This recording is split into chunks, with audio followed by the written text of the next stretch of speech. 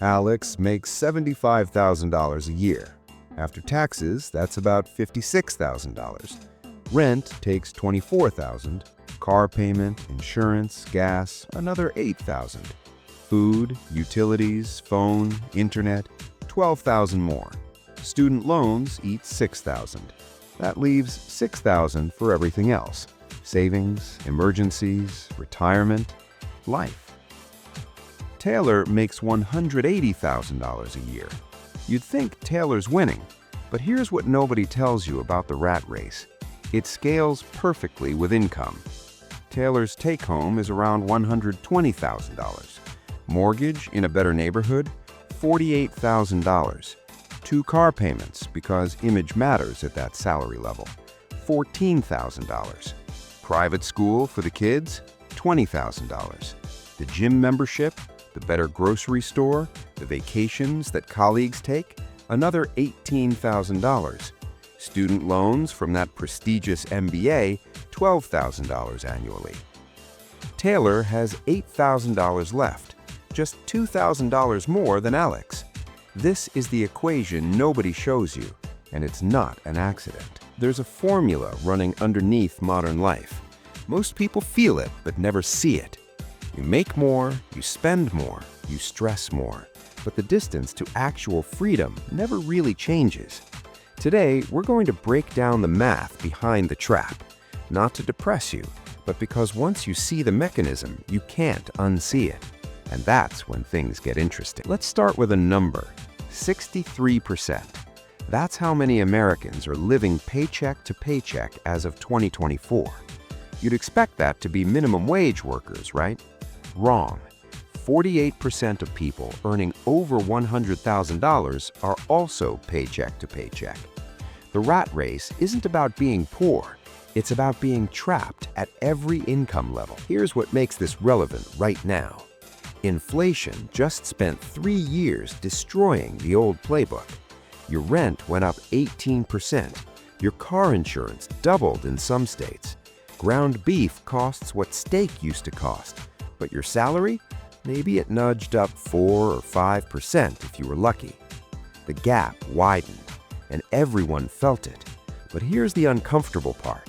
Even when salaries do jump, most people still don't escape because the equation adjusts. Let's go back to Alex and Taylor and build this step by step. Alex starts at $45,000 out of college, takes home about $34,000.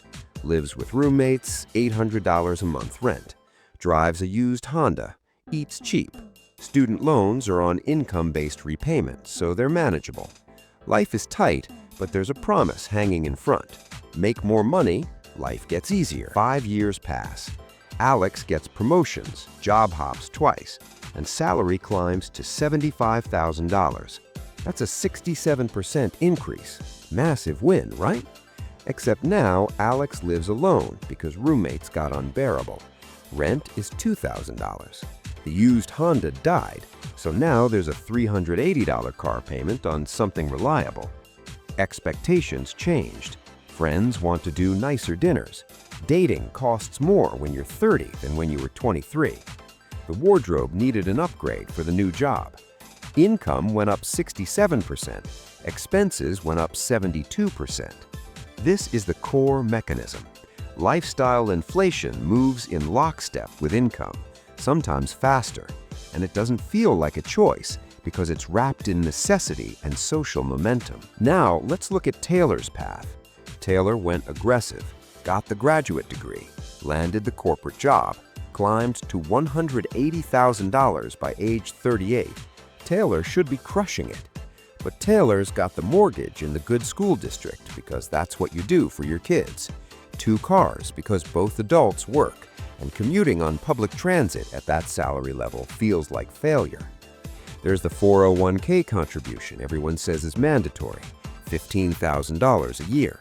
Health insurance is better, but costs more. The vacations aren't optional anymore. They're how you survive burnout. Taylor's stress level is higher than Alex's. The income is higher, the title is better, but the financial breathing room, almost identical. Because there's a third layer most people miss. Let's say Alex decides to break the cycle, reads the books, listens to the podcasts, gets serious, cuts expenses down to $40,000 a year, and banks the remaining $16,000.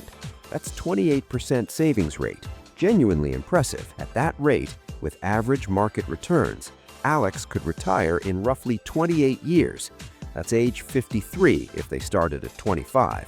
Not terrible. Taylor tries the same thing, cuts the $120,000 lifestyle down to $80,000. That's huge. $40,000 a year invested, 33% savings rate, even better than Alex.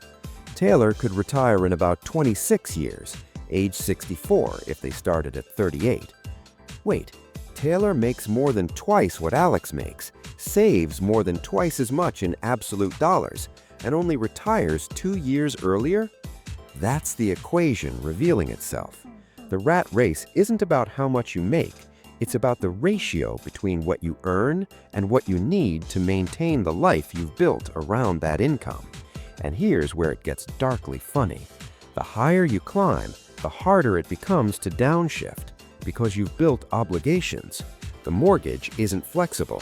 The school isn't negotiable without moving, which means uprooting everything. Your spouse has a career too, probably in the same expensive city. Your identity is wrapped up in the neighborhood, the work, the image. Alex can move to a cheaper city pretty easily. Taylor can't, not without blowing up a decade of careful construction. The trap tightens as you climb. Let's talk about what the equation hides. Both Alex and Taylor are trading time for money. Obvious, right? But the exchange rate is insane once you factor in the actual hours. Alex works 50 hours a week. Commute adds 8 more. That's 58 hours for $75,000. That's $24.87 per hour of life. Taylor works 65 hours a week. Commute is longer from the suburbs, adds 10 more. That's 75 hours for $180,000. That's $46.15 per hour of life. Sounds like Taylor wins, but now subtract the costs that only exist because of the job. Taylor's work wardrobe costs $3,000 a year. Dry cleaning, another $800. Lunch meetings and coffee, $2,500. Childcare that only exists because both parents work full-time, $18,000. Car payments that are really just commuting costs, $14,000. That's $38,300 in expenses directly caused by the job. Now, Taylor's real hourly rate is $36.33. Still better than Alex, but not by much. And that's before you account for the stress, the health costs, the weekends spent recovering, the vacations that are less about joy and more about not collapsing. The equation doesn't just trap your money, it traps your time, your energy, and eventually your ability to imagine a different life.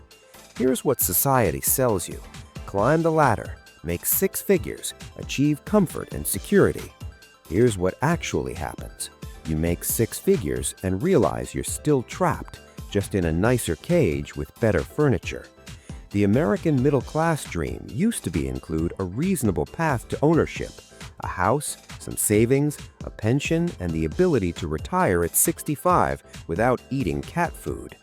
Let's check that against Alex and Taylor's reality. Alex, saving $16,000 a year, will have about $1.1 million at age 53, assuming 7% returns. Sounds great, but inflation over 28 years means that million is worth maybe $550,000 in today's money.